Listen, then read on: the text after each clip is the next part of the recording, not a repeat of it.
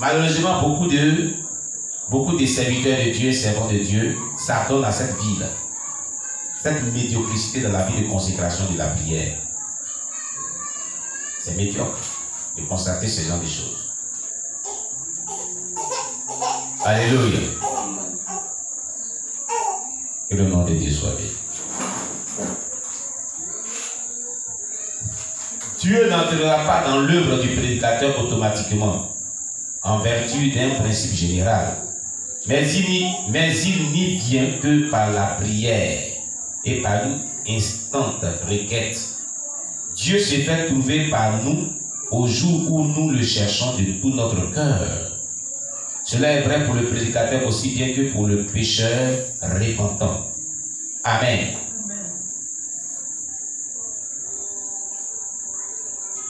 Alléluia. Il est important que nous le sachions. Cela est très important. Que chaque personne le sache. L'œuvre de Dieu que nous faisons, c'est pour Dieu. Ce n'est pas l'œuvre de l'humain. C'est une œuvre de Dieu. Donc, son contenu doit être vraiment loin de l'Esprit de Dieu. Pour actionner la puissance du Saint-Esprit, c'est la consécration dans la prière.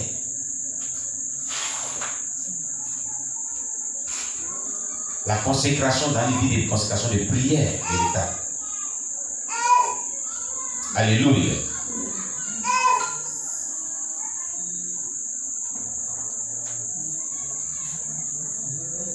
Que le nom de Dieu soit béni.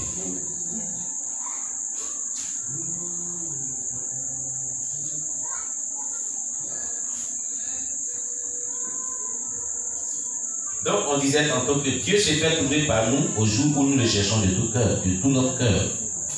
Cela est vrai pour le prédicateur aussi bien que pour le pécheur. Un ministère de prière est le seul qui met le prédicateur en contact avec son auditoire. Vous voyez? C'est qui va vous mettre en contact avec l'auditoire pour réveiller le cœur des gens, pour toucher le cœur des gens dans vos prédications, dans vos enseignements, dans vos exhortations. C'est la vie de prière. La prière de consécration dans vos prédications. Et la vie de prière journalière, suivie d'études de la parole de Dieu et de sa mise en application.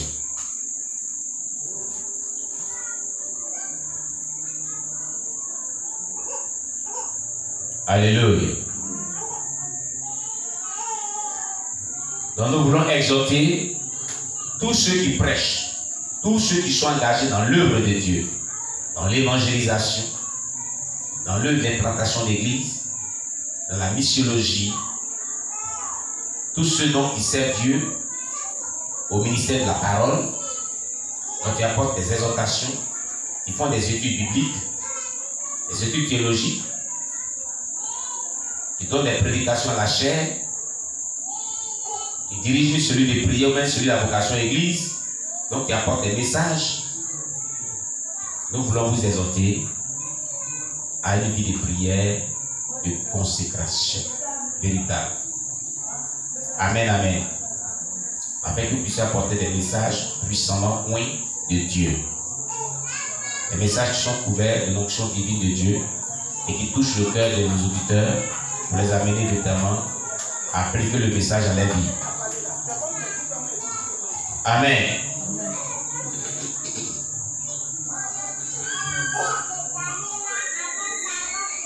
La prière nous unit aussi essentiellement à ce qui est humain qu'à ce qui est divin. Est-ce que vous comprenez? En tant que prédicateur, la prière nous unit essentiellement à ce qui est spirituel et humain. Qu'est-ce qui est spirituel? La prière nous unit à Dieu. Qu'est-ce qui est humain? La prière nous unit avec l'auditoire, qui sont les humains, les êtres humains qui nous écoutent. Alléluia. C'est la prière qui nous unit. Gloire à Jésus-Christ.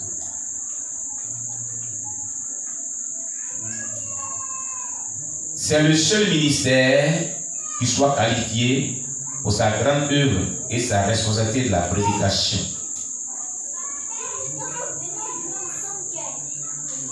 Amen. Aucune institut pastoral, aucune dénomination chrétienne, aucun homme de Dieu, aucune structure chrétienne quelconque ne peut créer l'onction de Dieu. L'onction s'acquiert dans la prière. L'efficacité dans l'esprit du ministère s'acquiert dans la prière. Ce n'est ni une théologie, une faculté théologique, tout, non.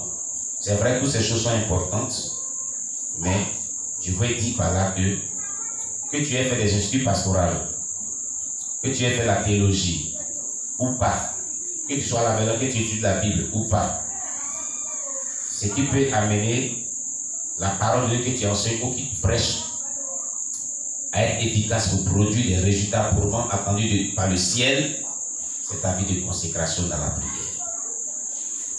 Alléluia. Et la sanctification, c'est tout. La base, la première des choses, la sanctification et la prière vont de pair, marchent ensemble. L'un ne peut pas quitter l'autre, jamais. Si l'un manque, il y a défaillance. Si l'un manque, c'est grave. Pour être victorieux et surmonter les obstacles dans vos marches avec Dieu, dans vos ministères, c'est la vie de prière et la sainteté, sans laquelle nous ne verrons Dieu. Alléluia. Ceci est très important à retenir. Gloire à Jésus-Christ. C'est le seul ministère qui soit qualifié pour sa grande œuvre et la responsabilité de la prédication. Alléluia.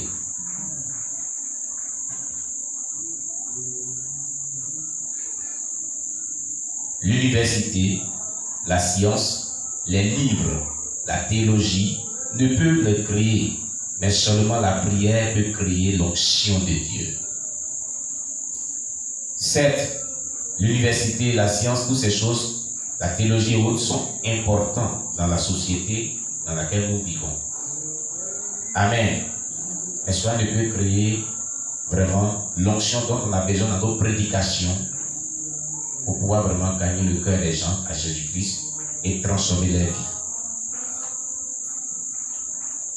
Quand tu parles de la théologie, tu ne peux créer cela. Qu'est-ce que je vais dire? Tu peux faire une étude théologique sans une vie de consécration. Tu auras eu toutes ces connaissances théologiques, mais si tu ne te consacres pas et que tu ne vis pas selon l'Esprit de Dieu, selon la parole de Dieu, que tu auras étudié en théologie, ça n'a pas de sens. Voilà ce que je vais dire.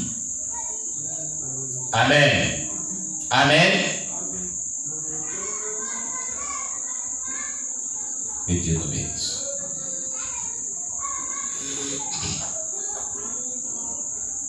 La mission des apôtres fut l'être morte jusqu'à la Pentecôte, laquelle fut amenée par la prière.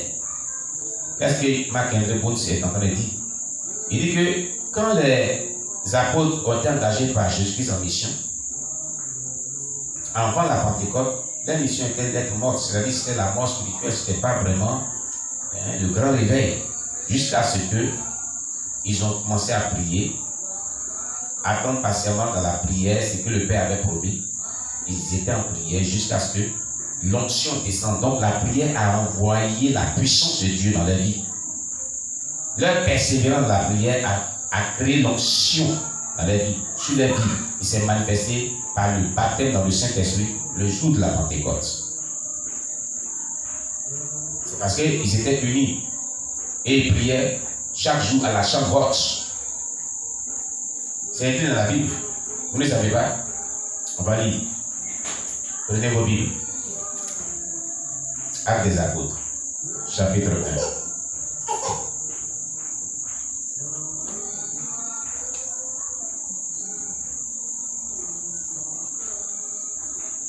1. Amen. Actes des Apôtres, chapitre 1.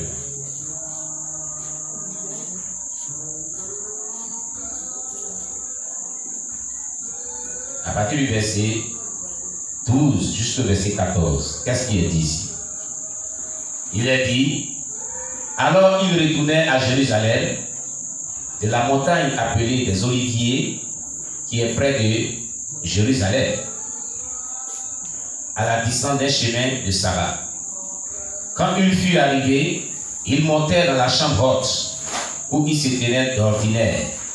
C'était Pierre, Jean, Jacques, André, Philippe, Thomas, Barthélemy, Matthieu, Jacques, fils d'Alphée, Simon le Zélote, et Jude, fils de Jacques. Tous d'un commun encore persévéraient dans la prière avec les femmes et Marie, mère de Jésus, et avec les frères de Jésus. Tous persévéraient dans la prière. Alléluia. Et donc, au chapitre 2, le jour de la Pentecôte, chapitre 2, Actes des Apôtres, chapitre 2, verset 1 à 4. Le jour de la Pentecôte, ils étaient tous ensemble dans le même lieu, c'est-à-dire dans la chambre haute, persévérant dans la prière, c'est ce que ça veut dire. Tout à coup, il vint du ciel un bruit comme celui d'un vent impétueux, et il remplit toute la maison où ils étaient assis. Des langues semblables à des langues de feu leur apparurent séparées les unes des autres, et se posèrent sur chacun d'eux. Et ils furent tous remplis du Saint-Esprit, et se mirent à parler en d'autres langues, selon que l'Esprit leur donnait de s'exprimer. Voilà ce qui est écrit. Mais qu'est-ce qui a suscité le baptême de notre Saint-Esprit? C'est la vie des prières. La Bible déclarait qu'ils persévéraient dans la prière à la chambre tous ensemble, bien comme un accord. Amen. Amen. La prière persévérante fait engendrer le réveil spirituel. Lorsque ceux qui s'adonnent à l'exercice de la prière persévérante et d'endurance de la prière vivent dans la sanctification et qui prient avec foi, l'onction de réveil spirituel tombera sur vous et embrasera à cause de vous tout le secteur, toute la région dans laquelle vous vous trouvez. Peut-être même il ira jusqu'aux extrémités de la terre. Pourquoi pas? Comme cela fut le cas de Evan Roberts au pays des Galles dans les années 1600 et dans les années 1900. Alléluia. Peut-être que je me trompe, je ne sais plus. Mais en tout cas, c'est un révivaliste qui a vécu dans les années très éloignées. Amen, amen. Donc, c'est une parenthèse pour vous faire comprendre que c'est la vie des prières qui suscite l'onction. La vie des prières de consécration. Ce n'est pas n'importe quelle prière. Ce ne sont pas des prières qu'on fait ici, Seigneur mon Dieu, mon roi, Seigneur mon Dieu, mon roi. Dieu sauvé. Ce n'est pas ce genre de prière. Ce ne sont pas ce genre de prière. La sœur, je l'ai dit. Est-ce qu'elle a fait ce genre de prière jusqu'à fatiguer dans le passé? Amen, amen. Oui, ce ne sont pas ce genre de prières. Non, Dieu parle ici. Mais ce sont des prières profondes de consécration, des prières d'éveil. Quand tu entends la personne prier, toi-même, tu es encouragé à prier. Et une vie de prière déclenche, tu as envie de prier. Mais quand quelqu'un prie, tu n'as même pas envie de prier. Et les gens, quand tu les entends prier, tu dis, il y a quelqu'un comme ça, lui, là. Mais il y a des personnes, quand tu les entends prier, tu as envie de prier. Sa manière de prier, le zèle avec lequel il prie, suscite le désir de pouvoir prier comme lui. Amen, amen. Amen. Voilà des vrais intercesseurs, intercestrices. Amen. Intercesseurs et intercesseuses. Gloire à Jésus. Amen. Donc, un pasteur qui sait prier s'élève bien au-dessus de la popularité. Il est bien plus qu'un homme d'affaires. Il vise plus haut que les succès de la chair. Il est bien plus qu'un organisateur ecclésiastique. Il est monté à la région sublime et puissante de la spiritualité. La sainteté est le résultat de son œuvre. Des cœurs et des vies transformées mettent le sceau de la divine noblesse sur la réalité et la virilité de son travail. Amen. Amen. Amen. Donc un pasteur qui sait prier s'élève bien au-dessus de la popularité. Ça veut dire quoi? Il devient plus populaire et par sa vie de prière. Sa vie de prière va l'élever, va envoyer une grande élévation de son ministère. Donc la Bible, il dit la Bible, Marc-André en Boots dit ici qu'il s'élève plus au-dessus de la popularité. Donc la vie de prière va le transporter au-dessus de la popularité. Il va gagner de la renommée.